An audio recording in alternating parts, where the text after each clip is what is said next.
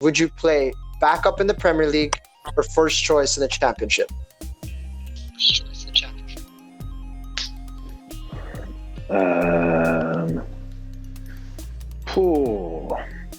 So many questions on that question. You know what he's thinking, isn't it? How much money am I going to get? That's what he's really thinking.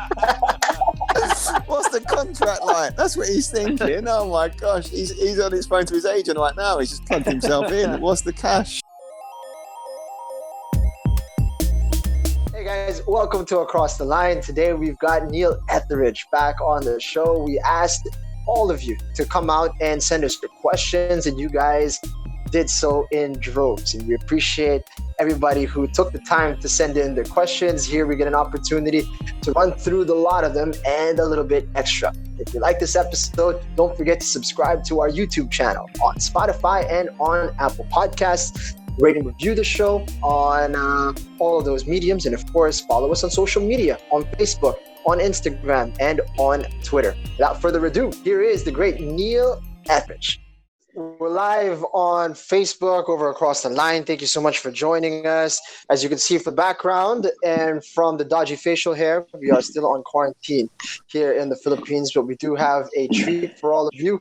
We've got coming all the way from Wales live. We've got big man Neil Etheridge back on the program, and we're doing an Ask Him Anything show. And you guys have been nice enough to send in your questions, so we're going to get to them all over the course of the next hour or so. How's it going, Neil?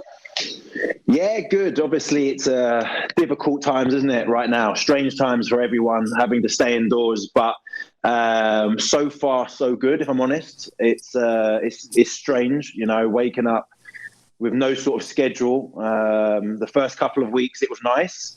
And then I think now it's starting to get to that time of I need to have some sort of plan, what's going to go, what I'm going to do throughout the day. But so far, so good.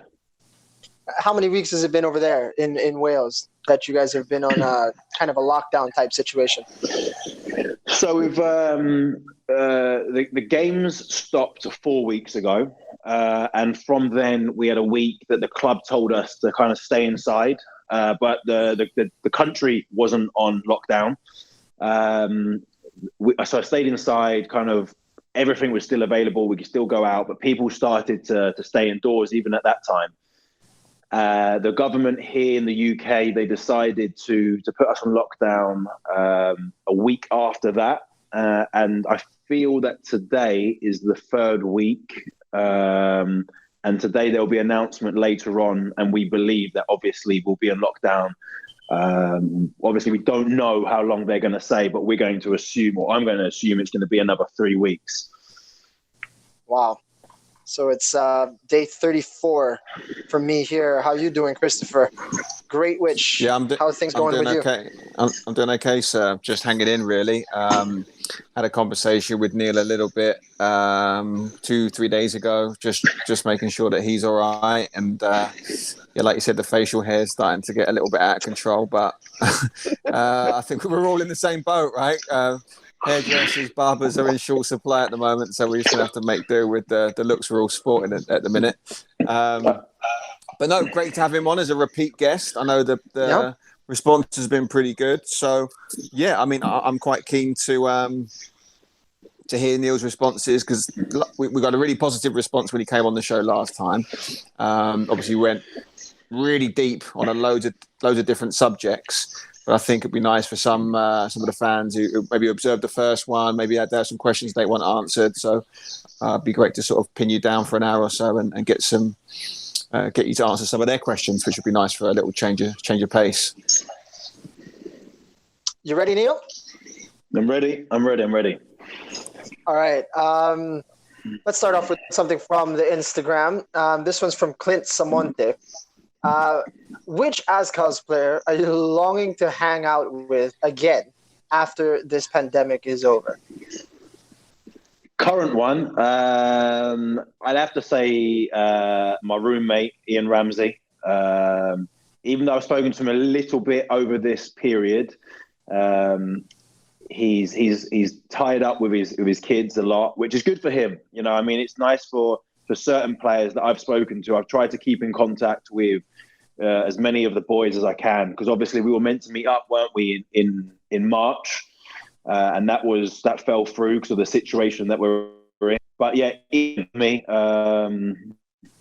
So like I said, it's nice for him. He's with his family at the moment, I believe over in Thailand, and he doesn't get to see his family as often as he'd like, because I think his wife and his kids are over in Australia a lot of the time. So to answer your question, Ian Ramsey.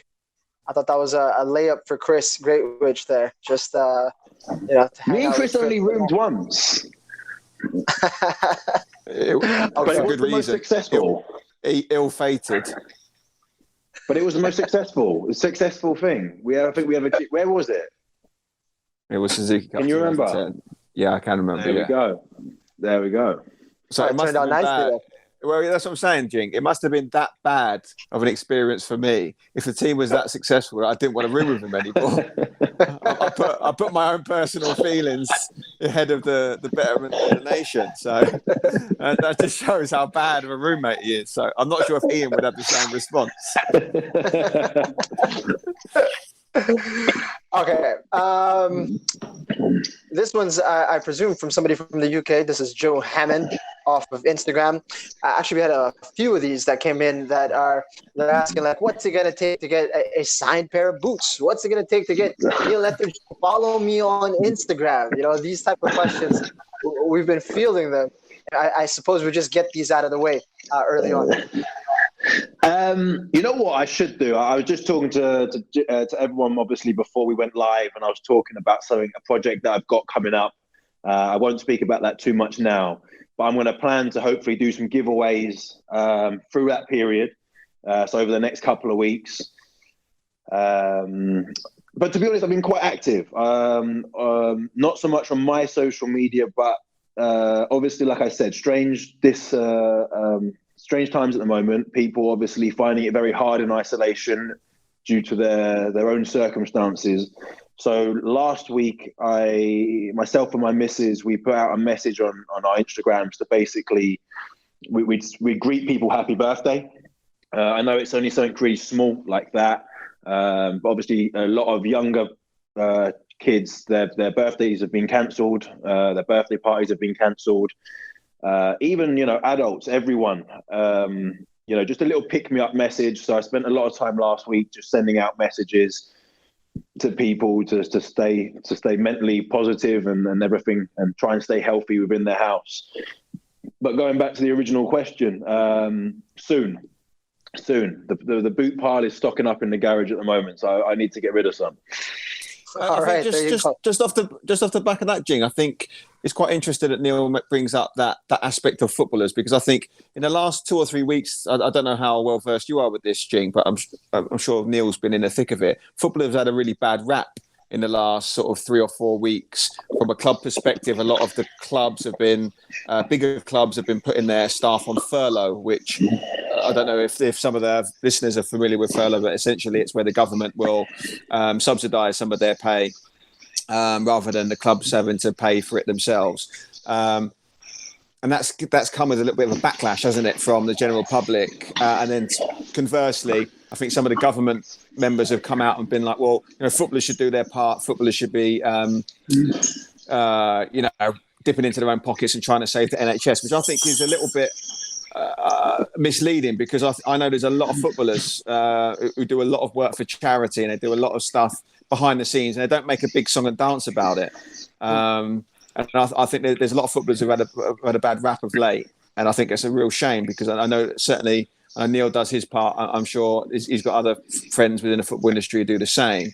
I don't know what your take on it is. I don't want to sort of put you on a political storm here, but I know that you have sort of opinions on that, and I think it's a little bit disappointing that the government should put footballers in that awkward position of asking them to make these types of decisions, when I know a lot of them contribute a lot of money with obviously with tax, and then obviously B, they do more than their fair share of charitable work. Yeah, for me, I don't want to go into it too much, because it's obviously a very touchy subject, especially at the moment. So yeah, I'll be careful of what I say. But I mean, to back up the government first of all, it's like anything, sound bites. You know, you don't get the whole picture. And I saw what I can't remember who it was now. I think it was a stand-in MP at the time, because Boris Johnson had just gone into his own isolation because I think he just got coronavirus, and it was, footballers should play their part, and it was a soundbite. You know, that was his answer, but no one actually heard the question. The question was actually the more important part, where he was asked, you know, should footballers, and it was targeted at footballers. Yes, maybe the response could have been better, but you know, when you're put onto a spot, it's always tough to kind of, you can't just say, no, I'm not going to answer that. You know, you're live in front of the nation right now. But a lot of players do their part. You're right. Yeah. A lot of players do their part behind the scenes throughout the year, not just in times like this. You hear great stories about people helping underprivileged kids and families, whether they be individuals, whether they be groups, whether it be a religious charity, whatever they're into. Football players do have a lot of power in that sense. And that's something that obviously we as players, we don't understand as much. And I think the older you get, I was having a conversation with a few football players during the week, and we were saying that we should do more. It's not all about the finance. It's not all, and I think that's what people get wrapped up in. It's the small messages, like Jing said before. Maybe a pair of football boots, a pair of signed gloves. Even when we're out of isolation, going and saying hello to people in the shops or whatever it may be.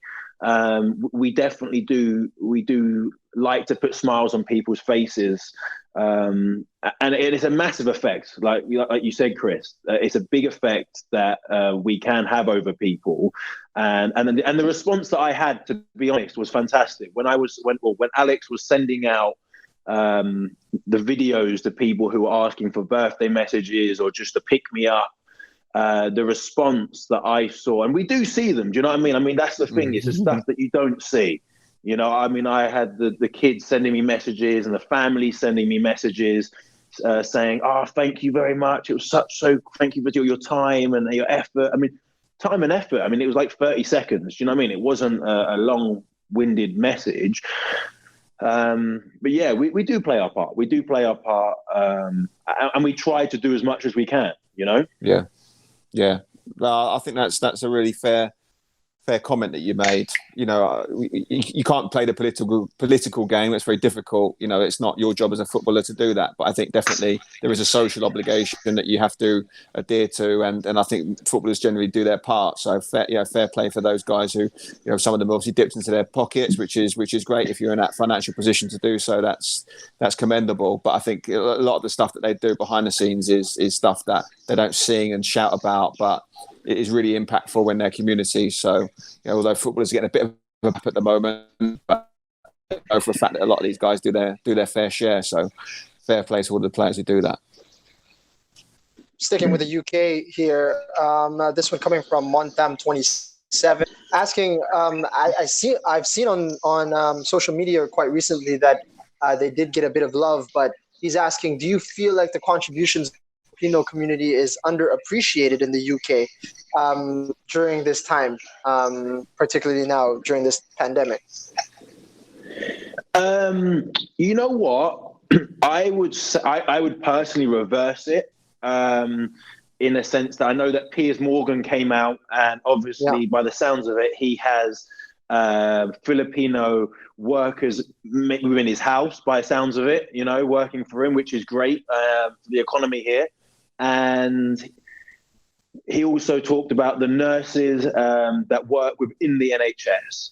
And in this time, I mean, you know, we are supporting the NHS very strongly here in the UK. And he singled out one kind of nation, and that was the Philippines, you know. And you can't take away from the other countries that work within the NHS as well. But it was nice to have some for the Filipinos to feel really wanted, obviously, in this country. I've got a friend or two who are in the NHS working, and whenever we clap for them at 8 p.m. on a Thursday, he always messages me saying thank you. So it is nice. It's nice. I feel like people within the NHS are definitely getting, more and more appreciated for what they do. Unfortunately, it's under these circumstances and probably not beforehand. Yeah. Well, it is good to see some shine being placed on the healthcare workers, regardless of their nationality, as you said. Let's pivot a little bit. Let's move into Azkal's questions. Yeah? Yeah. All right. Let's start off from the Instagram account from FCPA. This one is, what was your toughest international game? And he is going to take a guess at it, and he's going to say Uzbekistan away, because he was saying like every save needed to be a worldly. But what are your thoughts? Toughest international game you've had? Oh, I forgot about that game, funnily enough. 2-1. The 2-1? No, was it 2-1? It was 1-0, wasn't it? It was 1-0. 1-0. They scored right at the death, I think. We went down Shockey score a free kick or something? I thought Shockey scored a free kick that went straight in or something. Was it? No. Was that the home game? No, I think OJ... got we sent talking about off. the one that OJ got sent off really early doors. Really early, like 10 minutes in, yeah. Yeah. Wow, that's got to be up there. I did forget about that game, to be honest. That's one of for my highlight reel. I had a very good game that day. Was it the toughest? Oh, yeah. I mean, yeah, I'm going China. I'm honestly going China. I know we drew the game 0-0, but Uzbekistan or they're very similar. Those two games are very similar. I would still say that I think China are a better team. They seem to play a very quick style of football, and maybe it's because it's more recent in the memory, but it just felt like for 90 minutes our back was against the wall, if I'm honest. And we had to perform extremely well to get the result that we did. I'd have to go China, to be honest. China and Panad. Yeah, and it was good. It was a very good performance, solid performance. I probably didn't make as many saves, actually, on a personal level.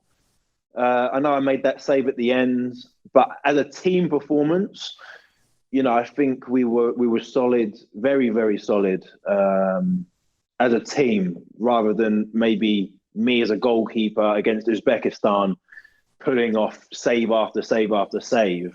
I would have to say China, because it was a great team performance.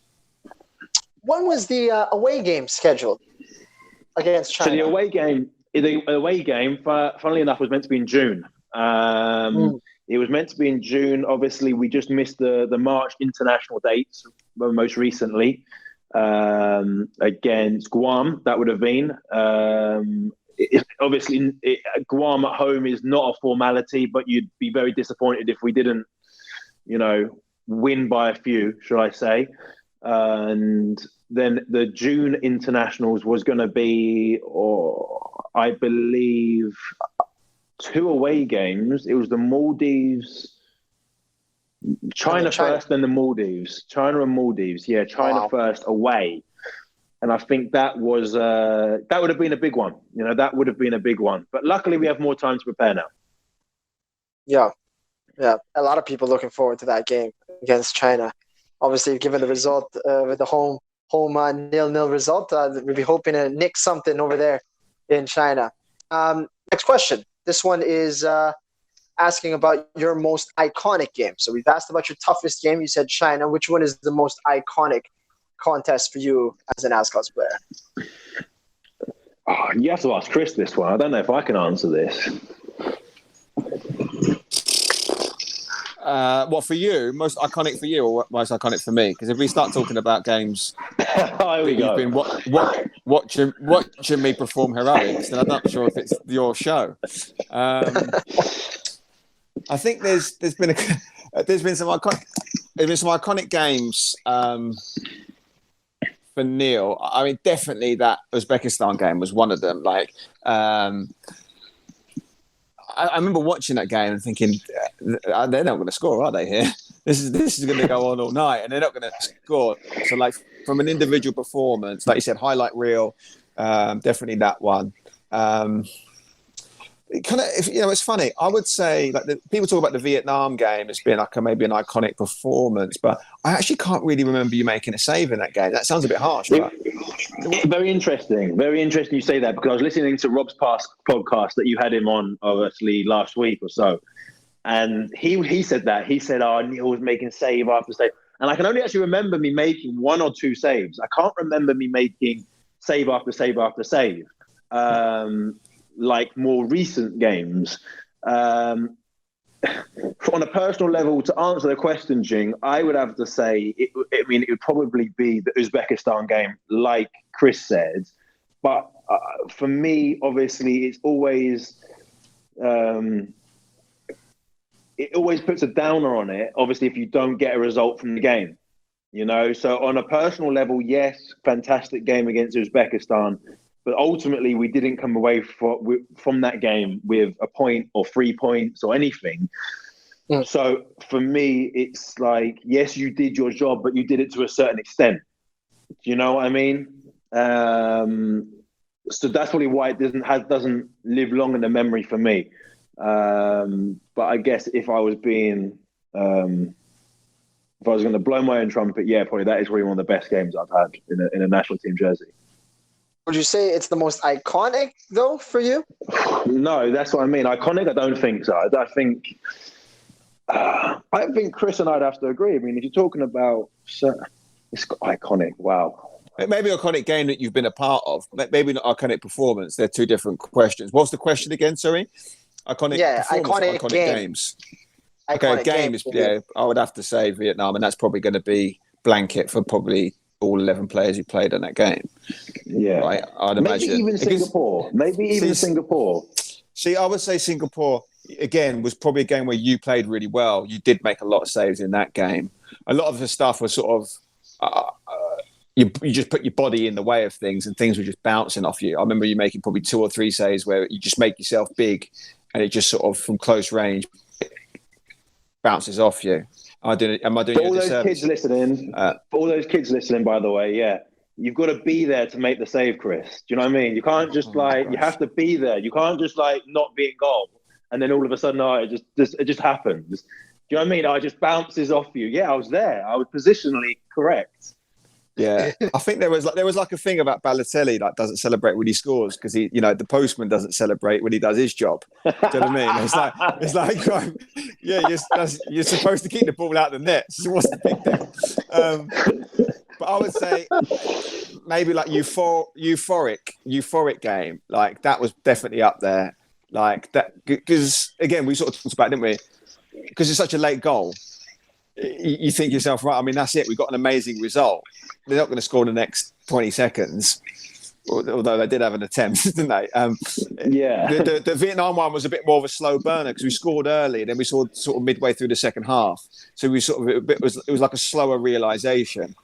But yeah, I'd have to say that. I mean, one game that I always thought was a bit iconic was that North Korea game because I didn't really get to see it.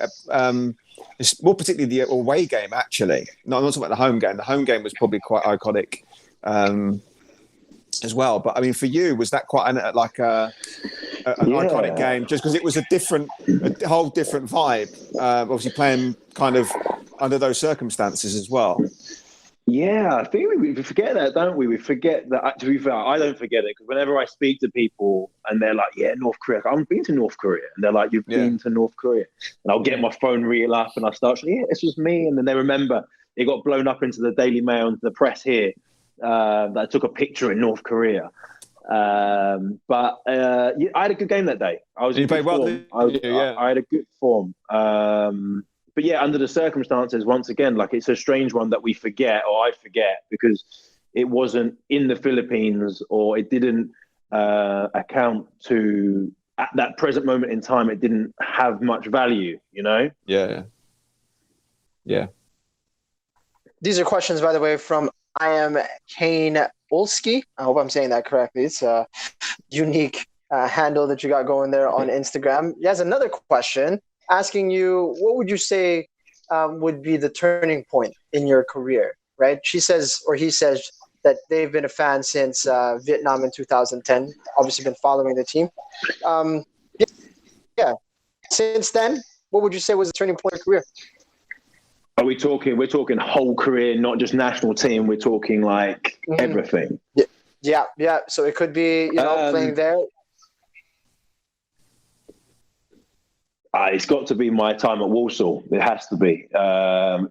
We've spoken about it, on the previous podcast before. Obviously, finding my feet at Fulham, finding it tough. Obviously, being there but not being there.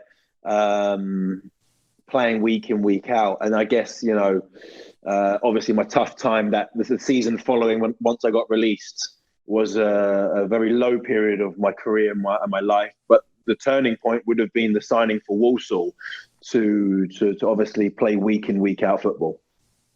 I wasn't there for that podcast. What level were you playing at with Warsaw?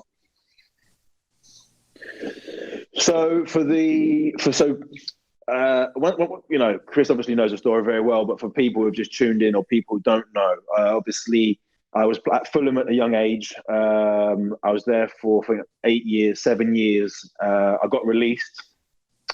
Just after that period, I found it really hard to find a club. I made some very questionable decisions, probably chased the wrong things. And for I think 6 months, I was out of a contract. Then I went to a club called Oldham up north, played one game for them.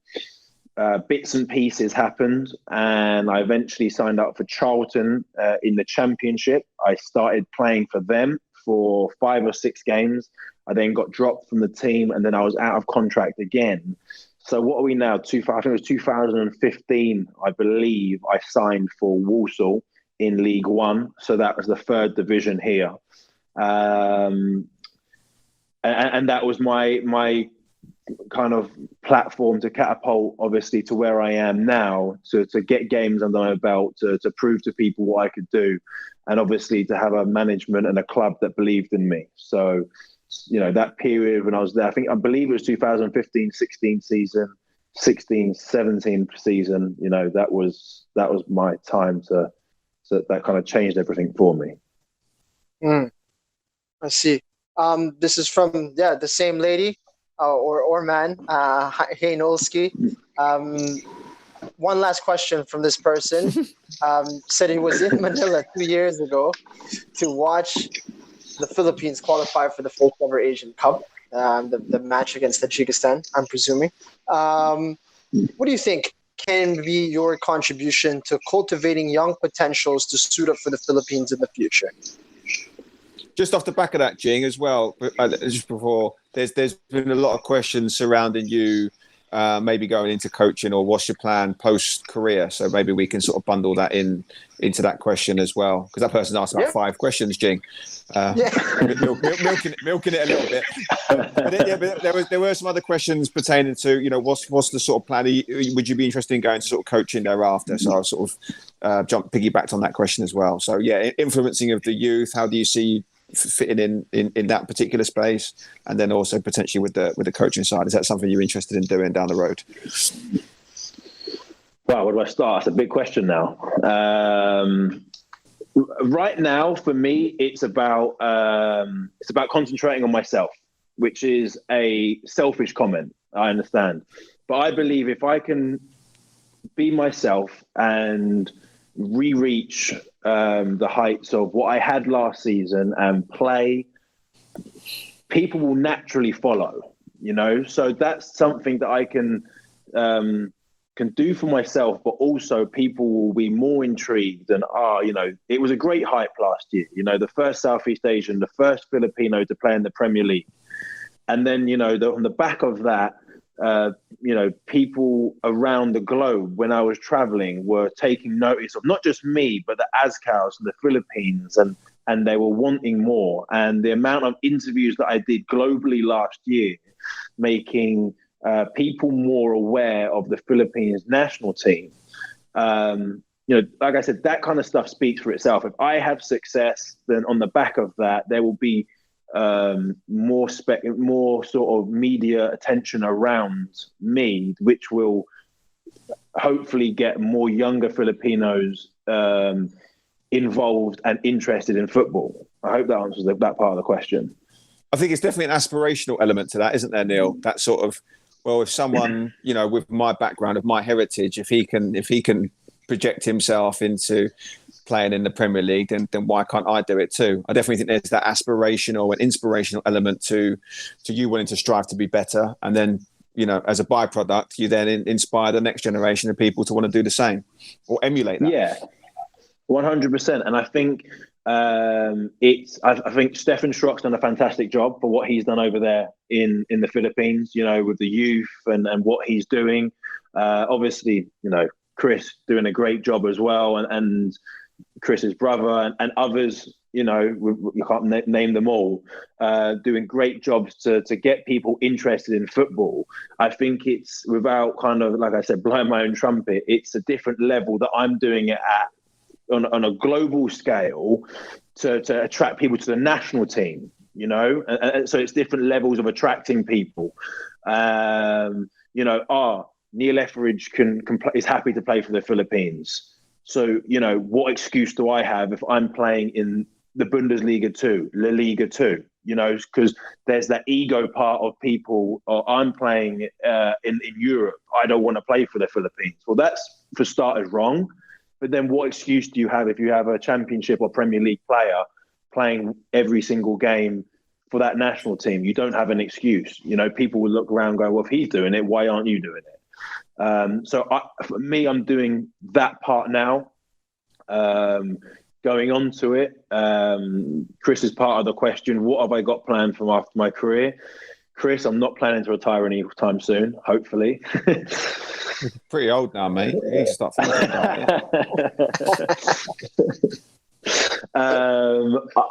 I don't know. For me, I'd like to play football for as long as I can. That's at the highest level I can. Chris and I speak about it. We actually spoke about it the other day a little bit as well. Whether I'll finish my career in Asia is obviously unknown at the moment, but I've always enjoyed the thought of potentially going over to Asia and play. But you can't rule anything out in football. And football, like Chris, and I'm sure everyone knows, and Jing, obviously, in sport, not just in football, things can happen and change, day to day, week to week, year to year. So it's so hard to make that call. But I'm keeping my options open in respect to becoming a goalkeeping coach, or maybe playing a part in the media. At the moment, I'm just keeping all my options open and seeing what happens at the end of my career.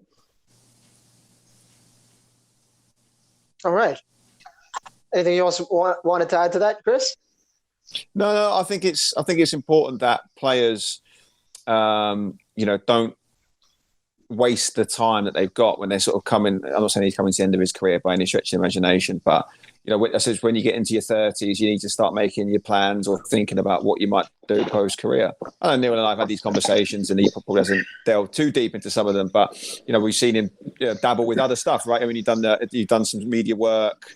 Obviously, I think that's something that I think you'd be really good at.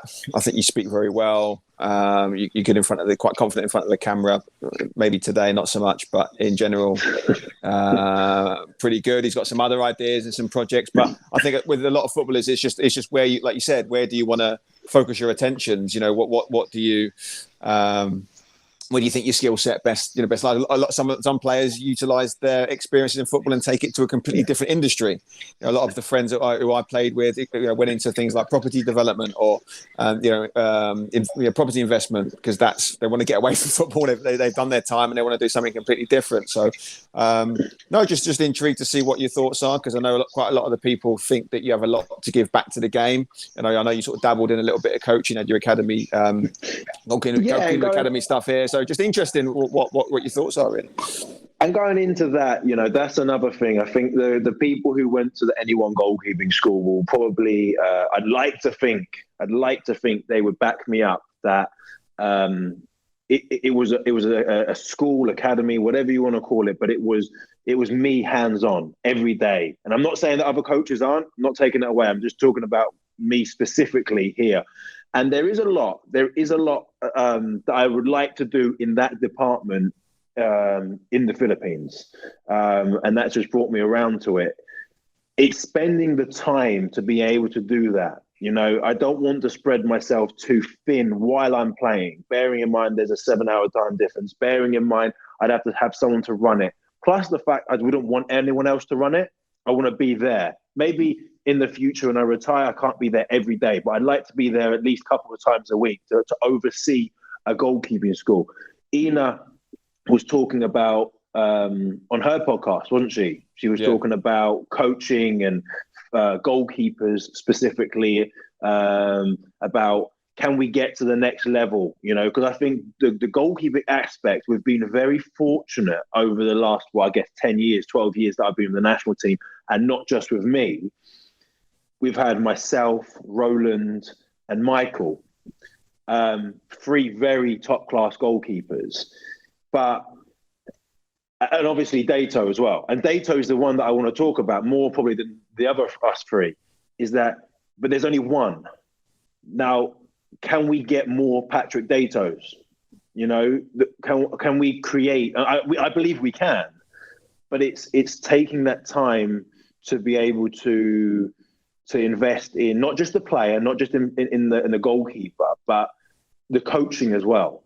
It's great having a badge. Everyone knows that. Chris, how many people have got badges around the world, but can you understand the style of goalkeeper or player that as goalkeeping so specific? Can you adapt and make them into a better goalkeeper? And where do you see them, or where do they visualize themselves? It's all well and good saying, oh yeah, I want to play in the Premier League, but let's be realistic. It's tough. It's very tough. So can you get in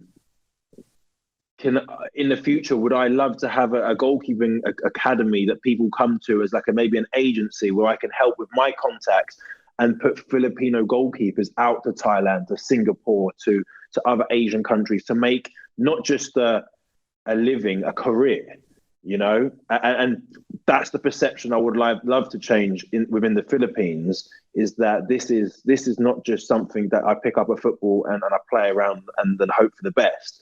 This is a living, this is a career, this is everything, this is a job. Wow.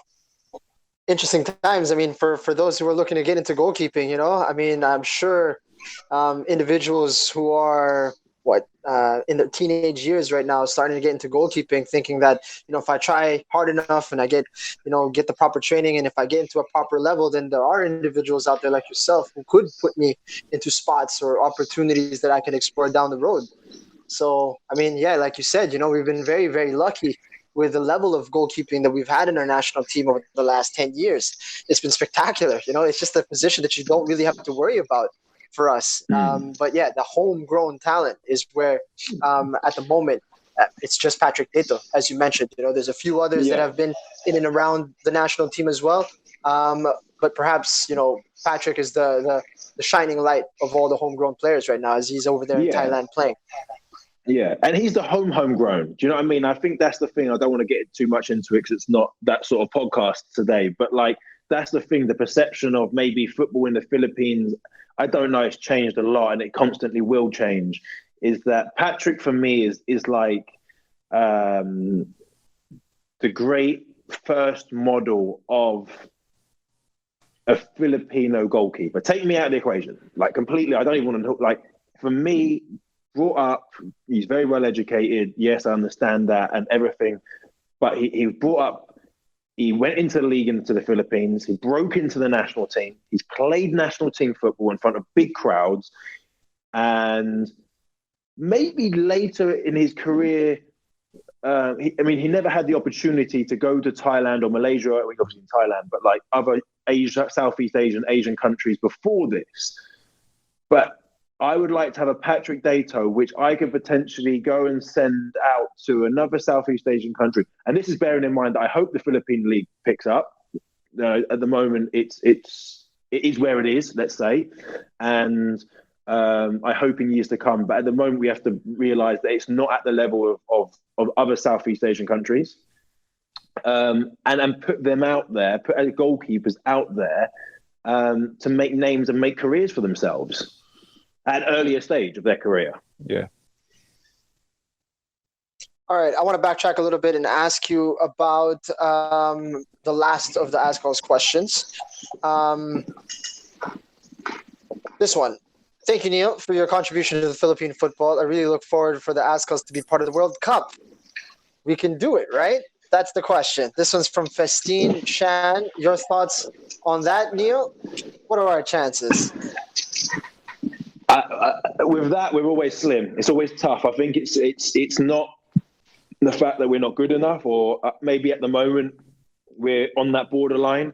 But obviously with Asia not having as many spaces to go to the World Cup, obviously they spoke about making it a 64 World Cup competition. I think at the moment that's been battered away, and the FIFA aren't too interested in that right now. I think if at one stage it did go to a 64 team World Cup, we would have a greater chance. Chris, you may not be able to help me out here. We have what in Asia? 3.5 spots, I want to say. No, more than that. What was it? Jing, you're the man for this sort of stuff. 5.5 spots. World Cup. Last World Cup. I think it's more. Because you would have had Japan, Saudi Arabia, Korea. Yeah, those three. Saudi Arabia. And then I believe one more. No, Australia didn't make it. Did they? There's one more Middle Eastern team, no? Wow, we're maybe horrible. It's 3.5. Yeah, maybe it's 3.5. Maybe 4 max, because you have the playoffs. Maybe playoffs. Yeah, something like that. Yeah, maybe. Yeah, okay. Yeah, so we'll which go makes on it difficult 3.5, then, 4.5. right? Yeah. So you look at the percentages, and then the size of Asia. Yeah, it's not that's I think what people need to understand. It's not. We don't have the luxury of South America or Europe where they have 10, 12 spots, whatever they have, and you can't take it away. Obviously, it is what it is. But it's tough. You know, I mean, I don't even know how many Asian teams there are around the world, in Asia. And then you've got to narrow that down to 4, 5 spots, you know, and that's basically half the world. So it's tough. It's tough. You know, I mean, I hope one day, of course, I mean, there's always a dream of every player to be involved in something like that. And you need a bit of the luck of the draw as well, you know, the groups and stuff. We have to wait and see.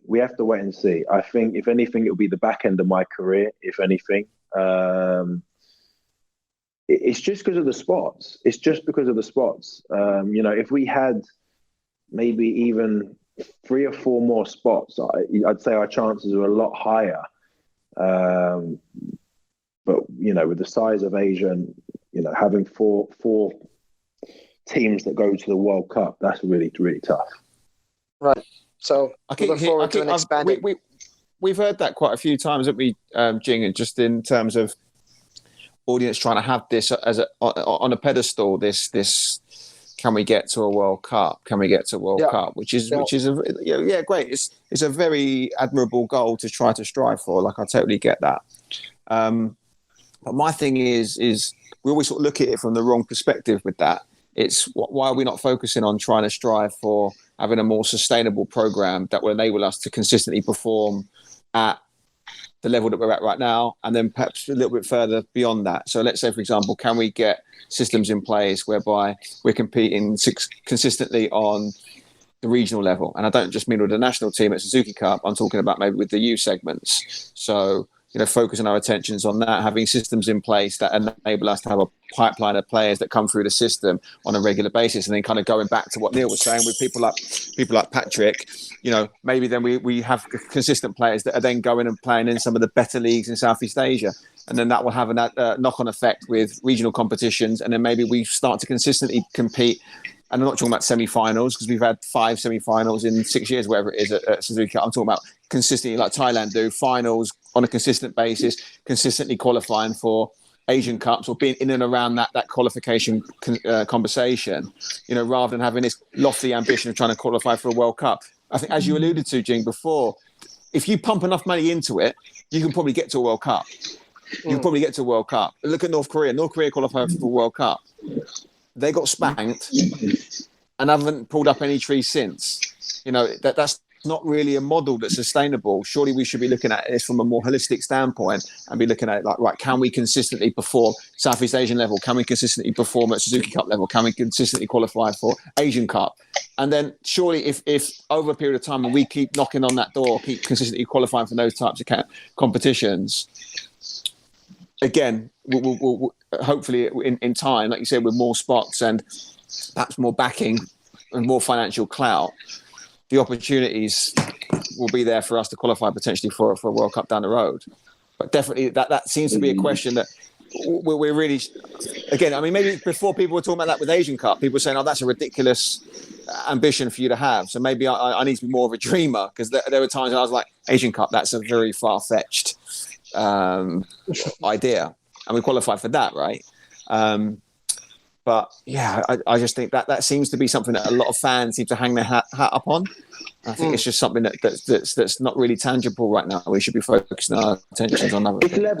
It's levels, isn't it? It's levels. I mean, like you said, Chris, I mean, when Chris was before me, obviously, when I joined the team and someone said to me Asian Cup, I was like, you're probably on something different that let's not talk about on this show. But, it was such a far-fetched dream, wasn't it? The Asian Cup for that point.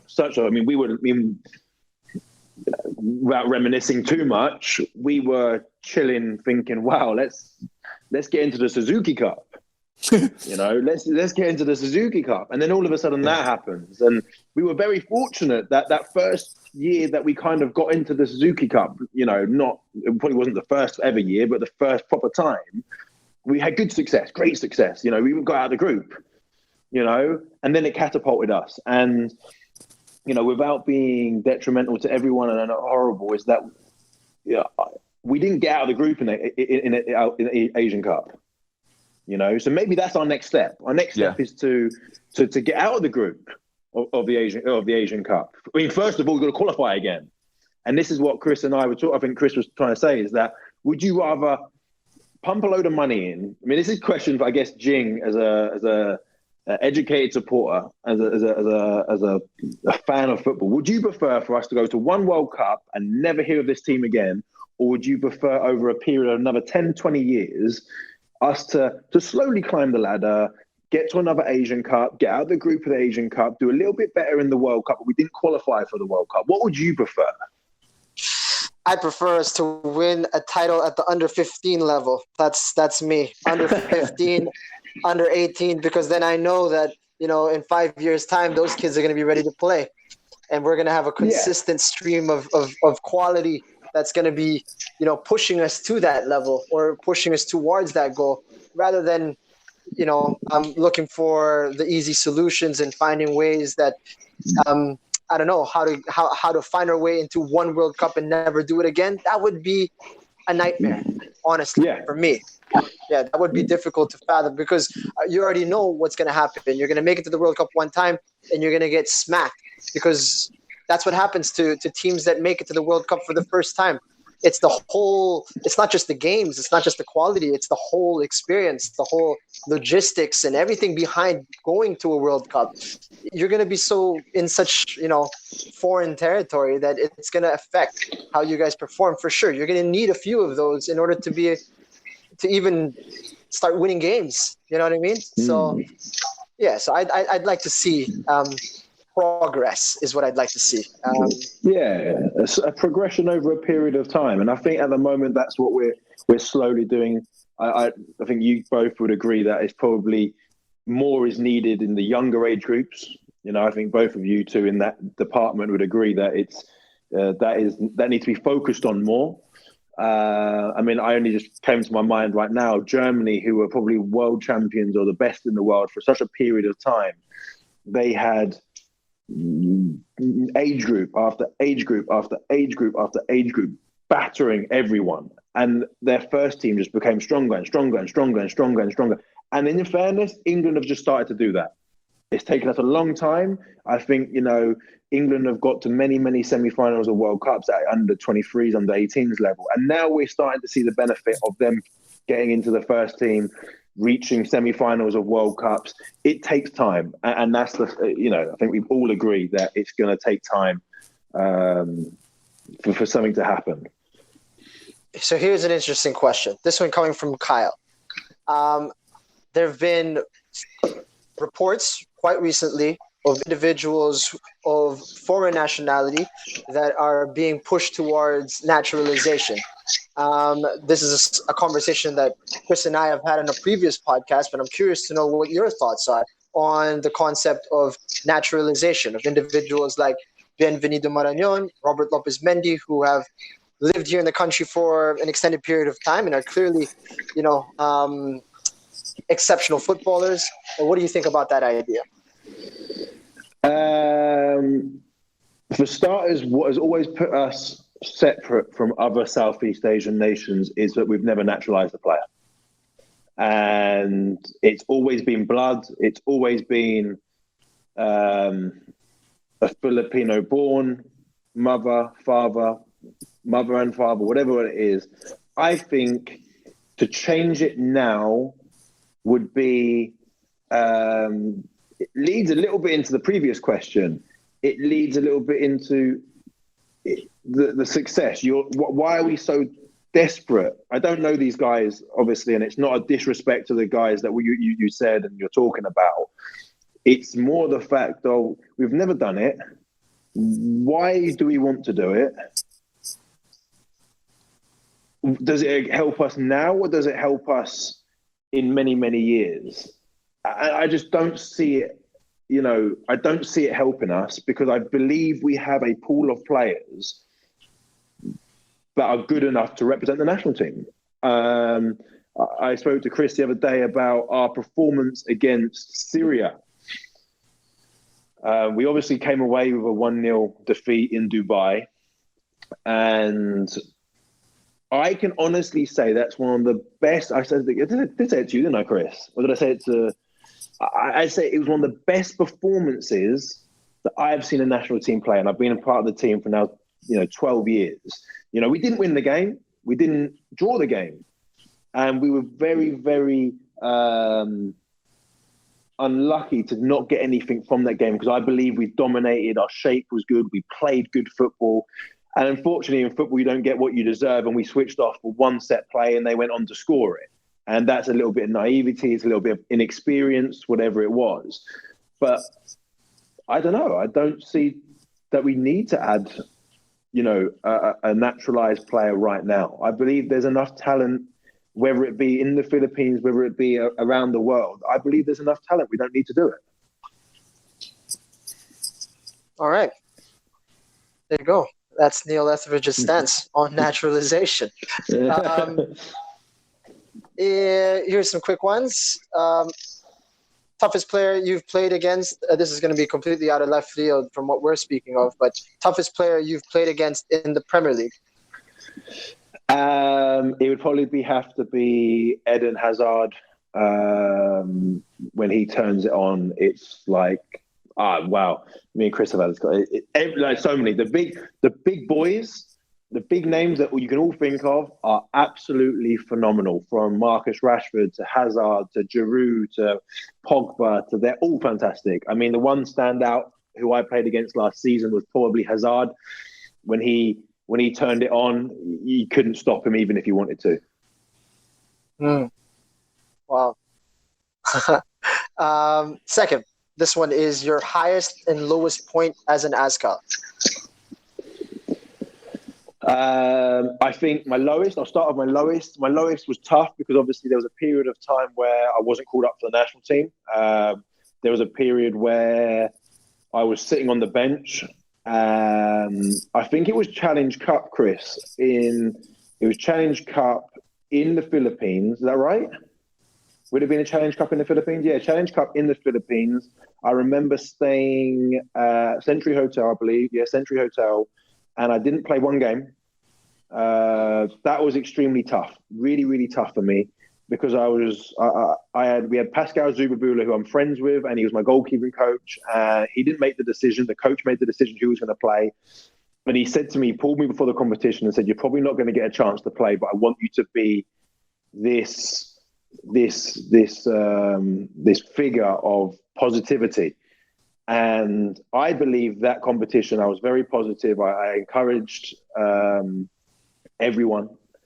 And at the end of the competition, I was just physically and mentally drained from giving others my positive mentality. That was tough. I think another one we spoke about, I can't remember what podcast it was the Maldives. The Maldives, when Challenge Cup again in the Maldives, when I got injured in the first game, and I think we got to the semi-final. Is that right? Against the Maldives, we walked out. I think I was with Chris. Final. It was the final. The final, and I just broke down. Into kind of like tears. That it was mentally just draining. Once again, being there, not being able to train this time because I was injured. Wanting to be a part of the team so much, but knowing I couldn't do anything. The two lowest would probably be the Maldives Challenge Cup and the Challenge Cup in the Philippines. The highest will never leave me, and that will be Chris's goal against Singapore. So I'm there for everything. The lowest moments. I'm there. You know what's really interesting about that one, Jing, and anyone who's listening was I can remember the Challenge Cup qualifier one. It was a bit of an obscure sort of period for us. Roland had been playing really well. Indeed, I remember playing in the game against Turkmenistan, and with the game that we had to win, which we eventually won, and that was probably the best team I'd ever suited up with. I thought the 11 that we had on the pitch that day was just like phenomenal. Best team of players I played. It was maybe Patino's first one, right?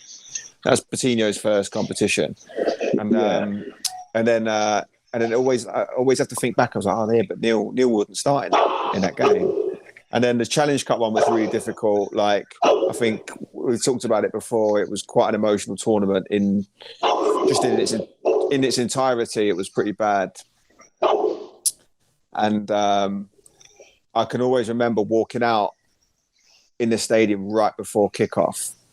Sorry, no, it wasn't right before kickoff. It was right before the team meeting, at the stadium before we get changed. And then, because I remember seeing Neil was getting a bit like sort of blubbery. Is that the right word? But, sort of teary-eyed. And I was like, bloody hell, like this is quite a surreal. Because you think you played the part quite well in that competition of just trying to be positive for everyone. And then all of a sudden the sort of the realization dawned on you, hadn't it? That it was like, oh, gee, I'm not going to get to play now. You expend all that energy trying to be positive around the camp, and then it's like, well, actually, I'm going to play absolutely zero part in this competition. It's quite taxing, and these are the sort of things that I think people don't realise. I remember that camp because we obviously nearly died, which has been well talked about on the boat. Got injured, didn't play in the competition, got released without being informed in the camp. There was a lot of things in that short period of time. It was one of the longest tournaments we'd ever been a part of.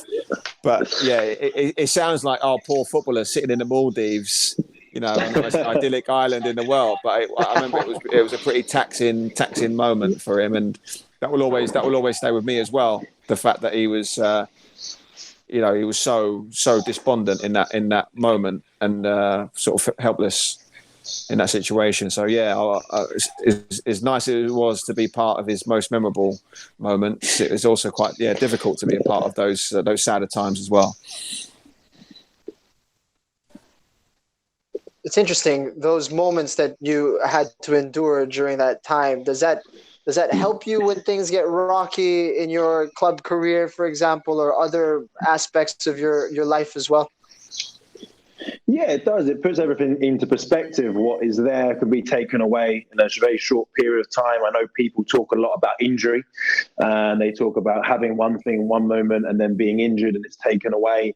I guess in that Maldives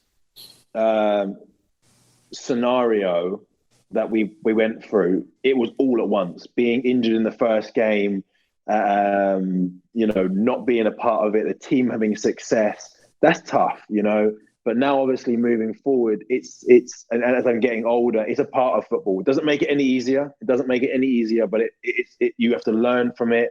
You have to come back stronger. You have to really, football is not just one of those things where you can just go out on a pitch and perform. It's mentally very, very taxing sport. Yeah. Well, I think all sports are at an elite level, but bringing it to football, it's the mental side of the game as well as the physical, which can be, physically and mentally draining. There's been a few questions that have been thrown in here asking about your situation with Cardiff. Obviously, we're in the Premier League last year. Unfortunate to be relegated and now playing in the Championship. There's also been sort of a change in the number of appearances that you've had for the club as well. How has that been for you? Obviously, experiencing the highest of the high, playing week in, week out in the Premier League, obviously going through the disappointment of getting relegated and now sort of having to fight for your spot. How has that been for you as an experience? Yeah, once again, it's a new experience, I mean, I've been very fortunate to play week in, week out for the last 4 or 5 years and being number one at the club for 4 or 5 years at different clubs. At the end of the day, it's the manager's decision, got nothing to do with me. I just do my best. And if I'm chosen, I'm chosen. If not, then I need to obviously push and help the guy who's playing. And, for me, Alex Smithies was brought into the club the season before last, at the start of our Premier League season. And, he was brought in for a fee. And I guess, he had to sit a whole season on the bench in the Premier League. And I'm sure that he was itching to play. That's what he came to the club for. And I've spoken about it many, many times. And even, myself and Alex have a great relationship and we're both very similar characters. Once you get that shirt, don't let go of it, because the next person is there ready to take it and keep it. So I'm in a different situation at the moment, obviously. And I'm there to support Alex, who plays, and he was there for me last season, and I can only do the same for him this season. I'm sure a lot of people have a hard time wrapping their head around that kind of dynamic. You guys are competitors for a particular shirt, but you're also supporting one another, as you guys are uniquely attuned to the experience of having to sit on the bench and having that opportunity to play. It's an interesting dynamic that I'm sure not a lot of people can relate to. Yeah, I've been very fortunate to be able to work with him. Like I said, he was in a very similar situation. He came from QPR. He was at Huddersfield before that. And he was the number one for even a longer period of time at those clubs. And obviously when he came to Cardiff, he had to sit on the bench for probably the biggest season for a long time in the Premier League. And he was always there to support me. And it's nice to have that friendship with your competitor, but also with a friend as a goalkeeper, working closely together every day. You don't want any hostility in the camp because obviously it doesn't help anyone. So, it's my turn now for him to play and for me to support him and for me to help him through experiences that I went through last year and We work together really well in the sense that he'll ask me, do you think I could have done anything for this goal? Or do you think I could have done anything here? And I'll give him my opinion and he'll listen to me. And I was doing the same with him last year. Obviously it was a new experience for me at the top level. And I was asking him, he's more experienced, played more games, and said, I was asking for his advice and he's doing the same for me this time. Would you say he's your best mate in Cardiff? No, I wouldn't, because he is very, very close to another player of ours, Danny Ward. They are best men at each other's weddings, so they are very, very close. He's a very good friend of mine, and I've been very lucky actually to work in a group of goalkeepers over my career that I've become very close with. Even at Walsall, I had a number 2 who was very, very competitive, but was a very good, a good friend of mine now. He's not my closest friend at the club, but he's obviously a very close friend, and we help each other whenever we need it. Who is your closest friend at Cardiff? This is a question actually from D Cardiff 12, who I presume is a big supporter of the club. Sean Morrison. Sean Morrison would probably be my closest friend. He's been the captain since the day I walked in the door. He always made me feel very welcome. Him and his fiance, were very welcoming when we joined. Obviously, we've been in the club for 2.5 years now. From season to season, from 6 months to 6 months, the club chops and changes. But me and Moz have always had a good relationship. Then, of course, there are questions regarding your future with Cardiff. Can you speak anything about that? I mean, what are your immediate priorities with the club? And there are actually even questions asking if you are looking around for other clubs who might be interested in you. Obviously, that's a bit of a touchy subject. At the moment, I'm looking back to get into football. I think that's the main thing. I think, my situation is what it is at the moment. When we go back to football eventually, let's hope we've got 9 games left. Chris will vouch for this, that I'll always be competitive in training. So, my job is to try and get that number 1 shirt back, to prove to the manager that I can push Smithies and push him. And, like I said, Alex is a great goalkeeper as well. And at the moment, it's very unsettling times. We don't know what's going to happen. There's no dates of when this season is going to start. There's no dates of when there's going to be an off season. There's no dates of when the next season will start. So at the moment, for me, it's just about keeping fit inside my house. And when we get back to football, it'll be about me, pushing to try and get the number 1 shirt back. And, we'll see what happens. Just off the back of that, I know one of the things we discussed that I found really interesting, that I think a lot of the listeners and the people tuning in will be intrigued to find out a little bit about, is what does the day-to-day training regimen look for someone like yourself at this particular moment in time?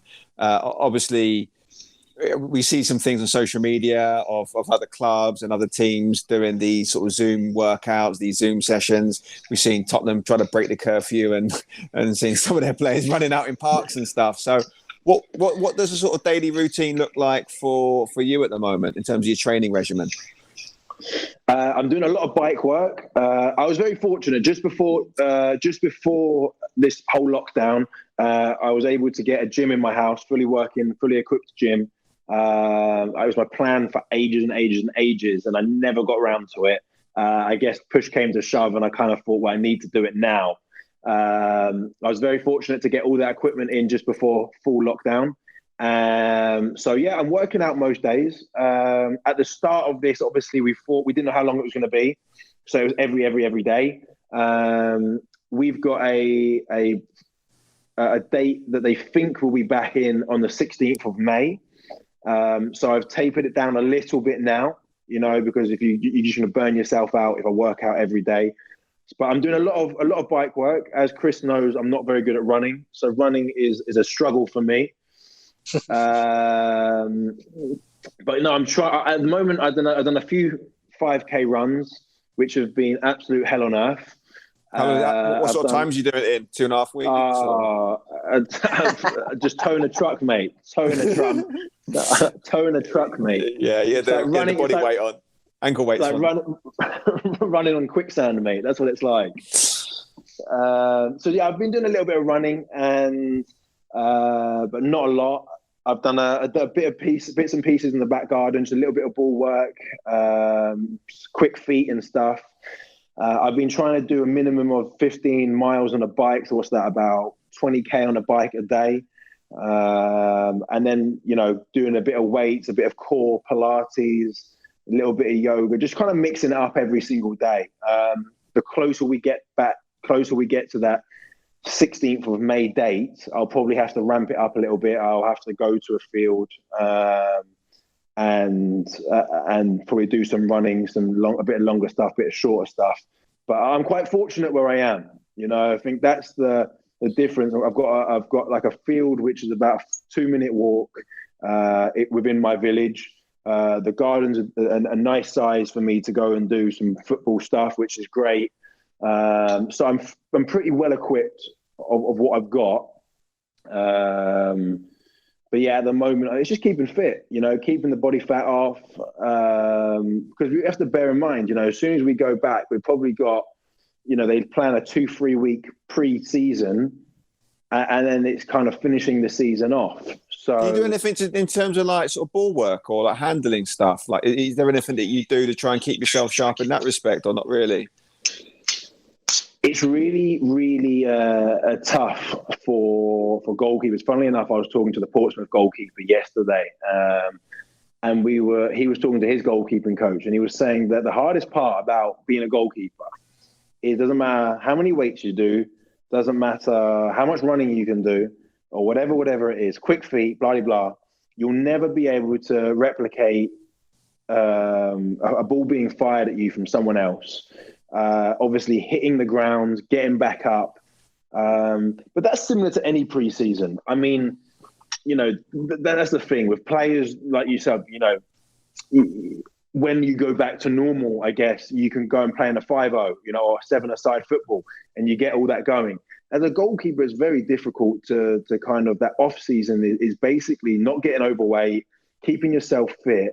But then when you go back into preseason, you've then got to adjust your body to hitting the deck. I mean, I'm 90 kg, and I haven't hit the floor apart from if I'm going to bed. Do you know what I mean? So it's not the same, and you need to obviously adjust your body very quickly once you go back. Is Alex no good at sort of punting any balls at you? Like, is you thought about trying to get... mate. Horrific. We did a little bit of ball work. The other day, honestly. Yeah. And I was like, right, just throw the ball up. And I'll just come up and take it like a bit of a cross. Yeah. And she's there, and like the throws are, horrific. One of them goes into the stream. One of them is like down by my feet. Like, I'm struggling, mate. I'm struggling to get a partner to do that for me.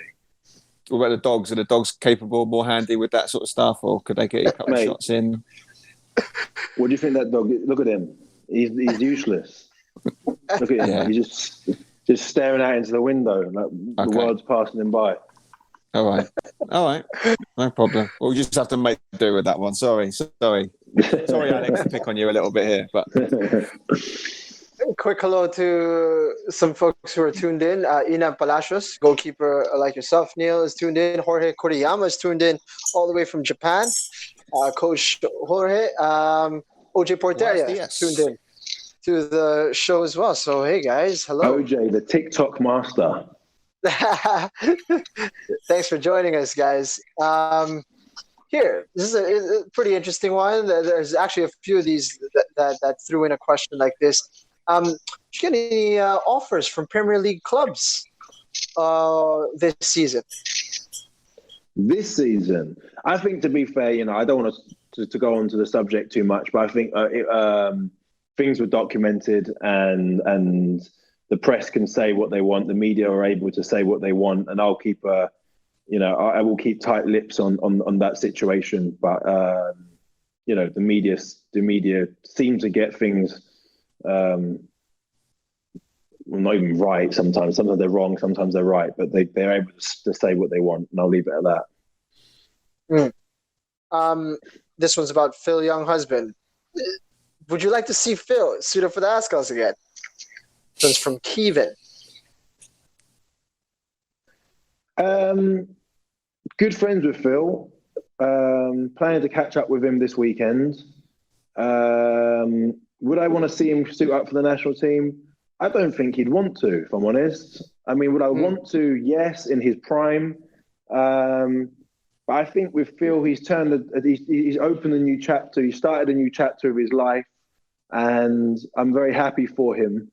But I don't think he would want to be honest, right now. I think what he's done for the country and football in the country is phenomenal, and he deserves everything and more for what he did.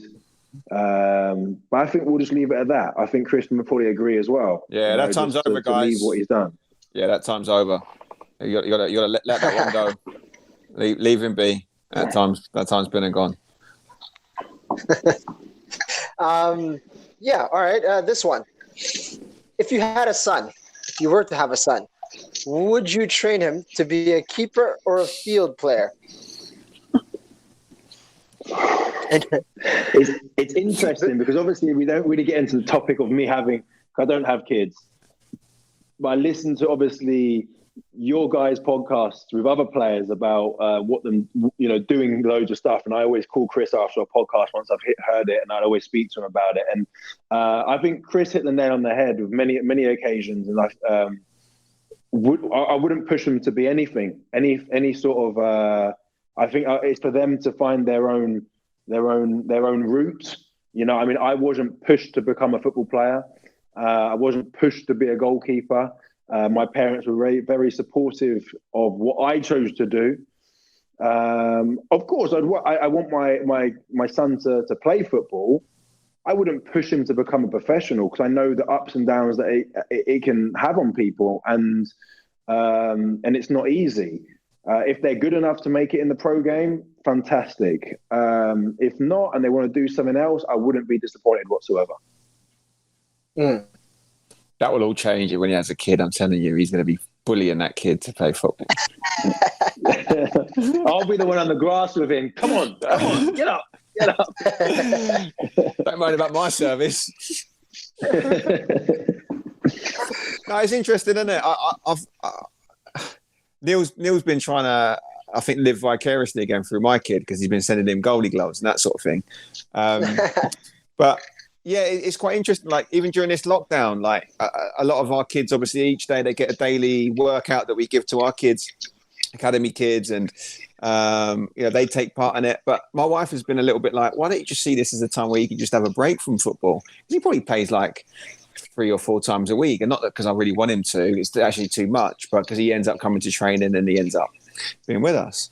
But yeah, I mean, like we try as much to do other stuff like play basketball or play tennis, or because I think like Neil says, it's really important that these kids get a sort of well-rounded experience in a sporting sense, and invariably you'll find what you like to do, as long as it's just not on the iPad or playing computer games all day long. I think most active kids will find an opportunity to play a sport and whatever they enjoy. We should encourage them to do that.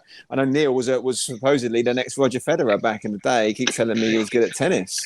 Really? Decent backhand, mate. Decent backhand. I honestly can't see it. I think it's hilarious. There's no way. But he keeps telling me he was this big surfing powerhouse. But yeah, we haven't got to get on a court, but maybe one day we'll get the chance. Isn't there a lot of running involved? No. The short one's okay. It's the long ones I can't do. The long running. Jing, did Chris tell you about his son having a pair of fantastic goalkeeping gloves, and then how many times he's had to? How disappointed he was when Nico went up to him and goes, "I want to be a goalkeeper." Oh, he definitely shared that story. And Nico apparently was in goal for a lot of the next few sessions that he was a part of. So, he was very still going. I heard it's still going. You've lit a fire, Neil. Chris, you just need to keep my highlight reel just viewing on your television. Oh, trust me, that YouTube search has been deleted many occasions.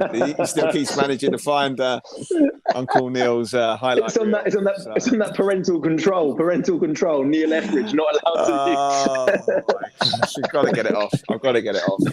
But yeah, it keeps resurfacing. I think you keep uploading it. I keep trying to report it to YouTube, but you keep loading it up again. Oh no, something different. I want to get to these questions. What's next, Jing? Come on, let's bang them out. Jaja, Sikia Velocito. This one's from Mateo, who I'm presuming is her son. What's your favorite football movie? That's her first question. And her second question is, how does it feel saving a shot from a legend? Not sure which legend she's speaking of, but maybe you can answer the first one first and let the other one brew. Favorite football movie? Football movie. Mean Machine. Mean Machine. Mean Machine. Yeah. You know, which was first? Mean Machine or Longest Yard? You know, both of those were remakes, right? Yeah, they're both remakes of another thing. Yeah. But yeah, so that's my first one. What's it like saving a shot from a legend? I don't know what people would classify as a legend. Obviously, it's always great to make a save.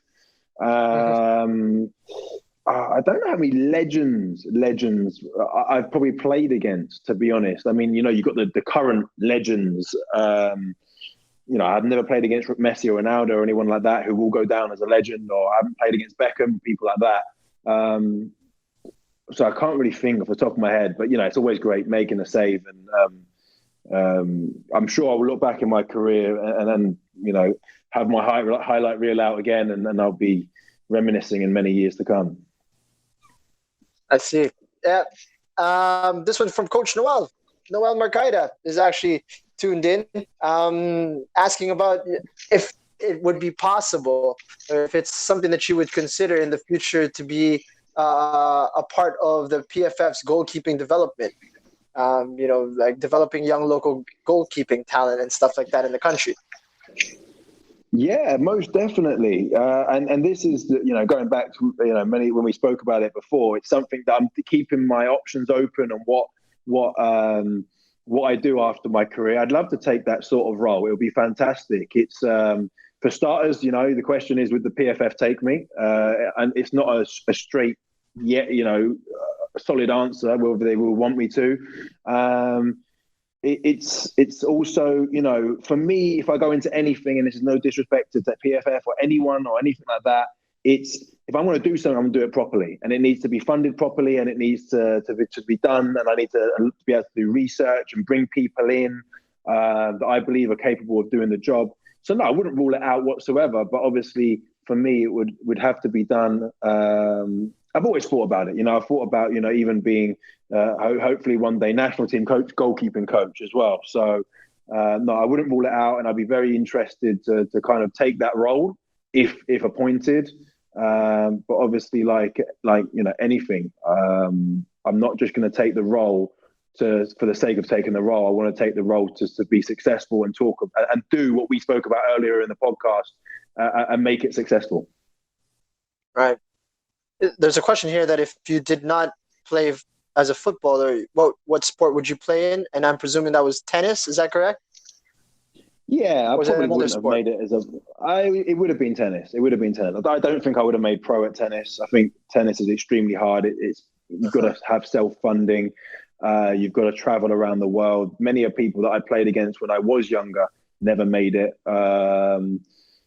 So if it was a sport, it would be tennis. All right, this one, let's say in a vacuum, right? You're not associated with any club whatsoever. The only question is, would you play backup in the Premier League or first choice in the Championship? First choice in the Championship.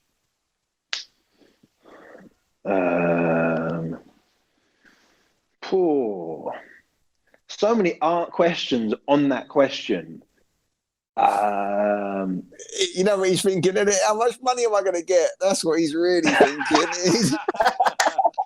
What's the contract like? That's what he's thinking. Oh my gosh, he's on his phone to his agent right now. He's just plugged himself in. What's the cash? There's many of things you need to take into consideration. I think there's many of things. The simple answer is yes, I would like to play week in, week out in the Championship. That's you know, that would be. But then, if you want to flip it and potentially be not a second string, but a competitor to maybe a top 6 Premier League team who play in the Champions League. Do you know what I mean? That kind of mixes it up even more so, because to have, a Champions League potential, playing in the Champions League, potential Champions League medal, all those things. There's many questions upon that question, which fine lines. It's sidestep that one big time, but that's okay. Yeah. Difficult question, that one. Good dodge. Francis V, this one's a new one. How many more years do you think you have playing elite level football, and which club would you want to be in when you feel as if you're ready to hang up your gloves? I'm 30 now. I'd like to play as long as I can. I think, hopefully, God willing, and my body can cope. I think I can go to about 40. Whether I can play elite level at 40, I don't know. Obviously, it's slightly easier, or whatever you want to call it, for a goalkeeper not having to run around. It's different. You can adjust your position through age and through experience. People would probably like me to say here, like Man United, Liverpool, Chelsea. I've always said, towards the back end of my career, I'd like to come to Asia and experience something new. Hopefully, have a family by then. Alex, who will be my wife, just to come forward and experience something new, experience something different, and hopefully kick on a different part of my life once my career is finished. So I don't know. I couldn't tell you a top Asian team right now. That's the thing. There is a question here asking, who do you think should step in as number 1 of the Philippines when you're done playing? But if you're going to be finished 10 years from now, I mean, who is that? I mean, who could you even pinpoint as your potential replacement as number 1 in the Philippine team, right? I mean, it's a difficult one to answer. But if you were to choose, let's say, a successor to take the role in between the sticks for the Azkals, is there one younger goalkeeper that perhaps you're looking at and saying, yeah, he could be potential? I think if Coach Noel's still watching, he's probably got a better idea than I have. I mean, I'm not planning to hang up my boots for another 10 years. But no, I mean, Alex, my fiance, soon to be my wife, will not be happy that I'm playing international football for the next 10 years. But that's what I've said I'm going to do. Because I want success for the national team. It's I know I'm floating a little bit off topic, but it's tough for a goalkeeper travels with the national team, because I'm very, very close with Michael Falsgaard, and it's tough for him, going away from his family, knowing that he's not going to play. He might play this game. He's probably not going to play the qualifier. It's really tough, and you've got to stick with it. In 10 years' time, 8 years' time, I don't know. Michael's a very similar age to me. Patrick at the moment is not that much younger than me. Right now I couldn't tell you. I don't know. I mean, they'd have to be 16 probably years old right now, and many things can change from now until they get older and hopefully play the pro game. All right, man. We've taken up almost 2 hours of your time. Appreciate it so much that you've sat through with us and gone through all the questions. Thank you to everybody who sent in their questions. I hope we've gone through most of them, if not all. Some of them perhaps answered in some of the longer answers that Neil had. So if you didn't have your name mentioned, I apologize for that, but we do appreciate each and every one that took the time to come in, join us on this stream, and to post their comment on our social media and all that. How was it for you, Neil? Yeah, good. Always great catching up. Obviously, my first one with Jing. It's always good catching up with Chris. Yeah. Just going to say, you guys are doing a fantastic job with what you guys are doing. Obviously, listening to new players, old players, and I think I speak for everyone who listens. They're all fantastic podcasts, and they've really done very well. And I think a lot of people listen and wait. I know that I'm always waiting for the next one to come out. Yeah, thanks for that, mate. I appreciate you coming on. I think our compatriot Sadelf Tupas mentioned that you are the first returning guest on the show.